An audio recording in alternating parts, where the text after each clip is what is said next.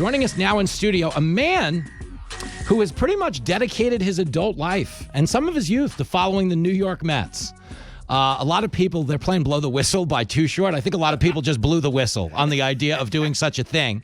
But he is a radio legend at WFAN here in New York City, and he is the author of My Mets Bible, scoring 30 years of baseball fandom.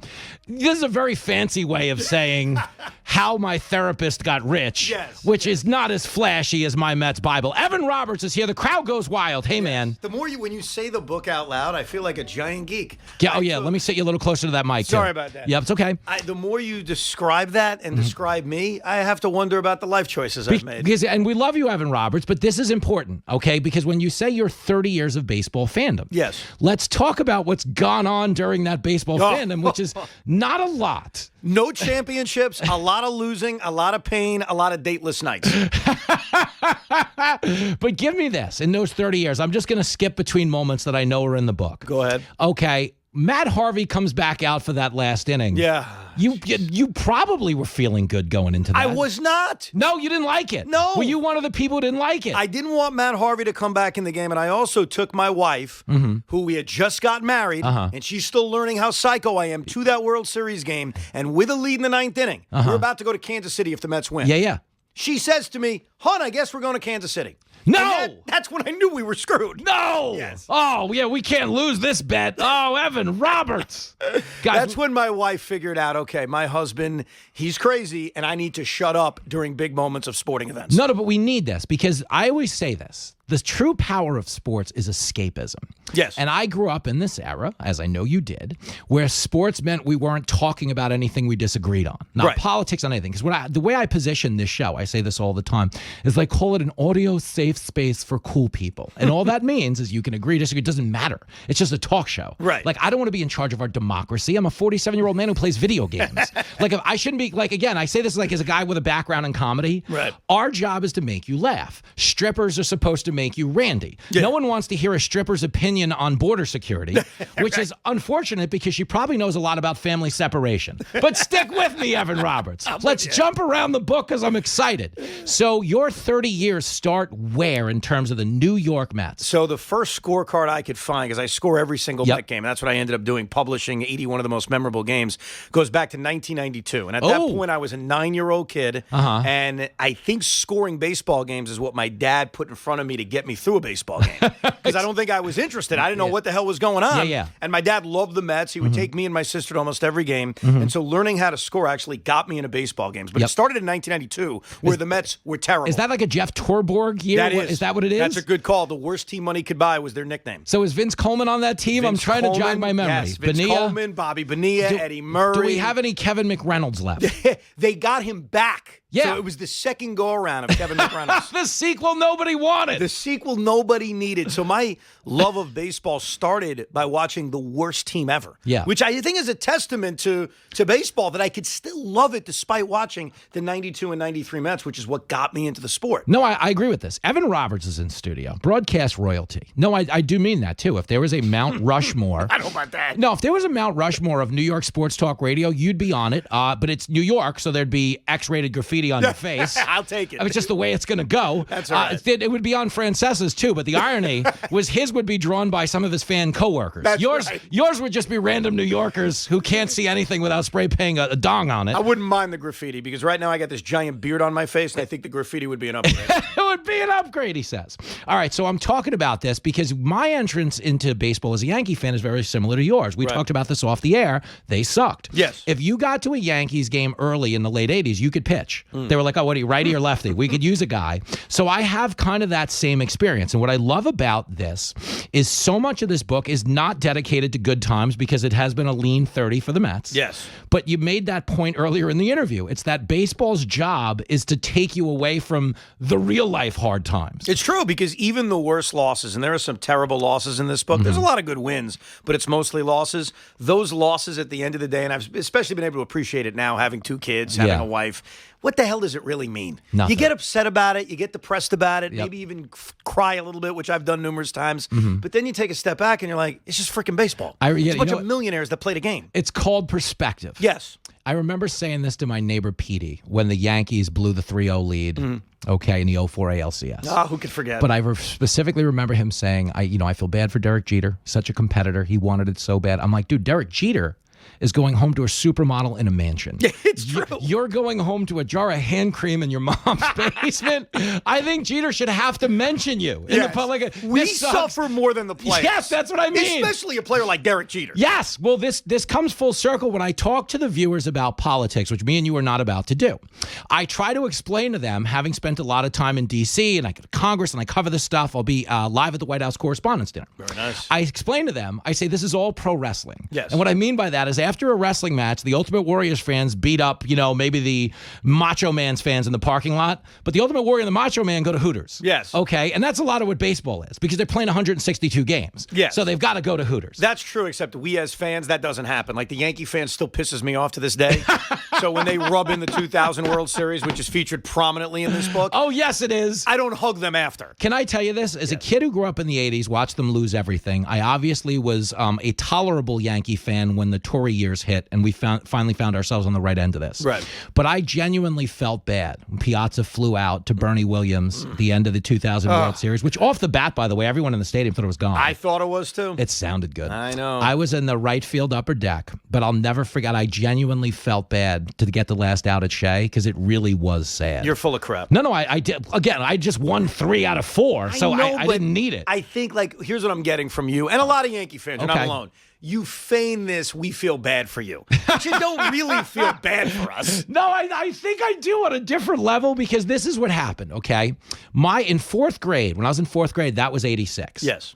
So the Mets win that World Series, come back against the Red Sox. My 4th grade teacher, Mrs. Germano, who is actually listening probably right now. Hello, Mrs. Germano. Shout out to Mrs. Germano, Abbey Lane School in Levittown. She saw me on TV 40 years after the fact, and I happened to name check her on TV. Really? And she happened to be watching.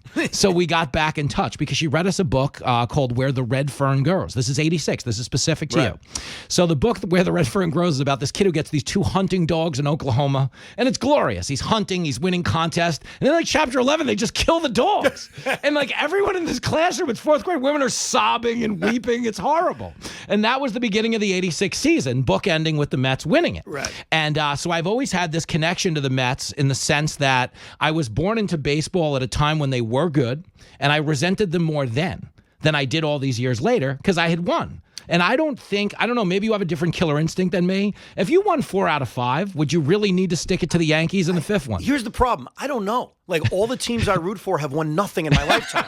I'm a Jets fan. I'm a Brooklyn Nets fan, New Jersey Nets fan. I'm a Mets fan. I've seen, 86, I was 3 years old. I don't remember it. Maybe. So when you ask, and people ask me this all the time, the hypothetical, how would you feel if this happens? Or what would you do if this team won 3 out of 4? Yeah. I don't freaking know. I'd probably retire and be a different human being if I saw my team win. Evan Roberts is here. He does not know how he would break up with Cindy Crawford. If he had to do it, he doesn't know. He's thought about it. It's the same hypothetical, honestly. You don't know. What's the difference? Well, something you'd appreciate as a Jets fan, I got some blowback for this on Fox News Saturday night, the show I host every Saturday night at 10 o'clock on this channel, on the TV channel. I was talking about your man Aaron Rodgers potentially being a VP for RFK Jr. Yes. And I said, how crazy is it that the Jets' offensive line is so bad, Aaron Rodgers feels safer behind a Kennedy running for president? That's a bad commentary on your guys. But can you give me some hope for the Jets? Or is anything looking up? Yes. Okay. I think they've had a great offseason. I think their offensive line is going to be a lot better. And I do believe in Aaron Rodgers. Yes. I really do. Despite being 40 coming off a torn Achilles, he's an MVP caliber player. And if the Jets had average quarterback play the last 2 years, they would have been in the playoffs. They would matter. With average quarterback play. Thank you. That's the kind of range he has. It's called My Mets Bible, scoring 30 years of baseball fandom. Just barrel right from Jets to RFK, back to the Mets now. And listen, we did that all day. When RFK and Aaron Rodgers had the rumors going around, that was our talk show. Yep. It was the one time we jumped into politics. We were breaking down RFK picking Aaron Rodgers, how the season would transpire if he was doing both. I love this. Can he campaign and do both? And then, of course, a really big question that a lot of New Yorkers had. Give it to me. What did he have a better chance of doing? Winning the vice presidency with RFK or winning a Super Bowl with the Jets? And believe it or not, most people thought RFK winning had the better chance. Because when you think think about it. A Jets Super Bowl championship predates the moon landing. Yes. Assuming you think we went to the moon. I don't know if you're one of those loonies who thinks we pulled it off. I kid. But you know what does concern me? I talk about this a lot. So I grew up in Levittown, very pro-America. Yes. Grumman's down the block. They made the Gemini space capsules there. I was very invested in the idea that we landed on the moon. My wife is from Neil Armstrong's hometown, Wapakoneta, Ohio. But you know what bothered me over the summer? And I just want your take on this because you know things.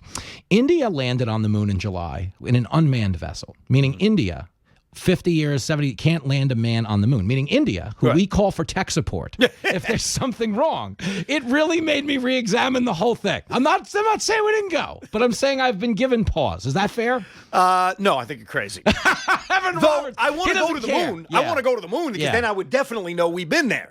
So once they start charging us to do that, I'm in. You're showing up for the space tourism? Damn right. Because as a Met fan, there's a part of you that wants to die. Oh, Give me this. So we're talking about My Mets Bible. It's available everywhere. Okay, this is Evan's relationship with the Mets over the course of the last 30 years. Sick and abusive, yes. Several pill addictions have been born out. Drinking. He's in a death cult now. It's a whole to-do. Give me this, because without even getting into specifics of the 30, I just want to jump through an era that I know you'd know a lot about. So early aughts, okay, they lose the World Series to the Yankees. Yes. Okay, Piazza sticks around for a little bit. Yes. But then we get some turnover. Yes. Okay, so this is the era I want to talk about. It's the Adam Wainwright curveball. Oh. It's Beltran. It's the Wilpon Madoff years. So I want to give you something. Yes. Okay. And we've never shared this information. It's our first time meeting, which is unfortunate. We're having a great time. Okay. When Carlos Beltran turned 30, this is great. His wife, Jessica, okay, threw him a surprise party at a place down called Cezanne. It was on Reed Street. It was like a Tejano Mexican place, whatever.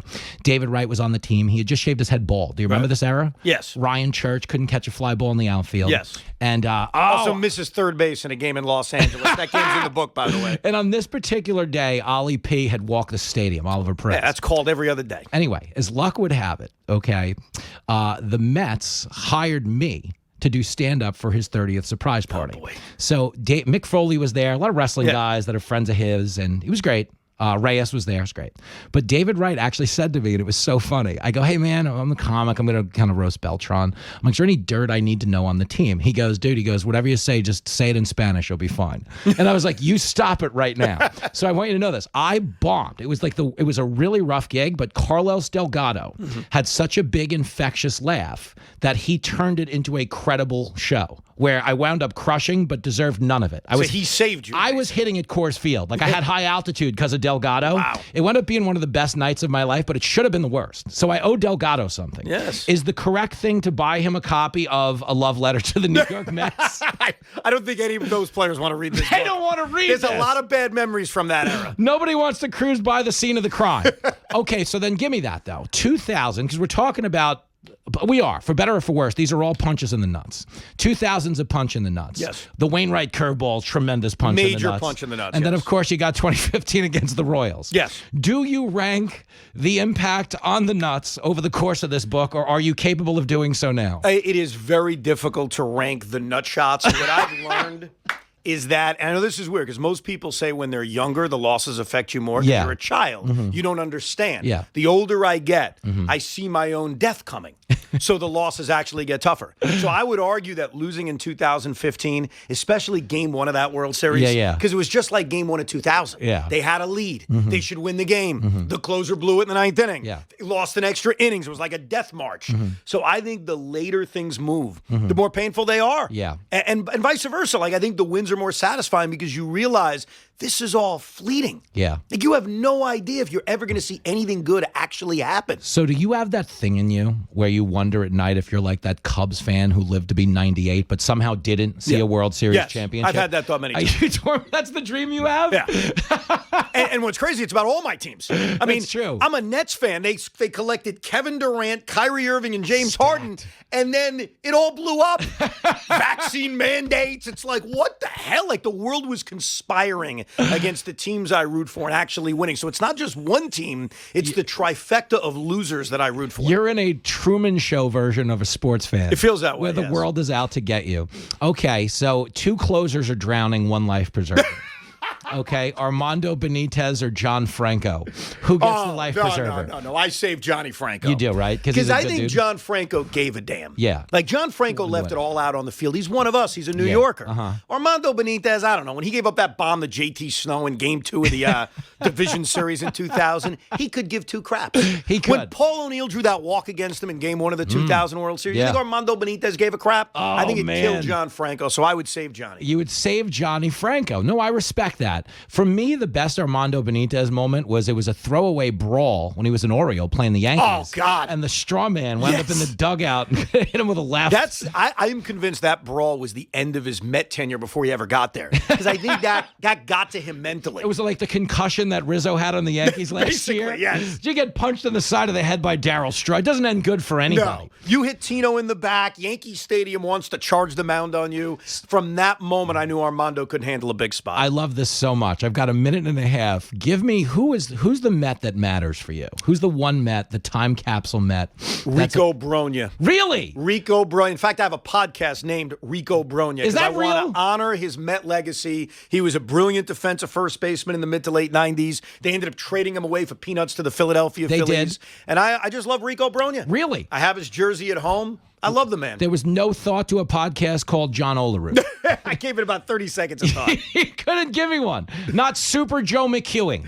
No, he was close. I love Super Joe. Yeah, Jacob deGrom was also my more modern favorite Met. It breaks my heart he's not on the team anymore, and he's always been getting hurt. But we always have that obscure player that we loved growing up. Yes. And for me, it's Rico Brogna. That's a funny. podcast, by the way, you could download wherever you download podcasts. There it is, Evan Roberts. And you got to buy the book. It'll all make sense. It's called My Mets Bible, Scoring 30 Years of Baseball Fandom. And the nice thing about being a Met fan is when they reissue this in 30 years for the anniversary, there'll be no updates. It'll be the same thing. Evan Roberts, we love you. Thanks for this, man. Thank you for having me on. I appreciate it, man.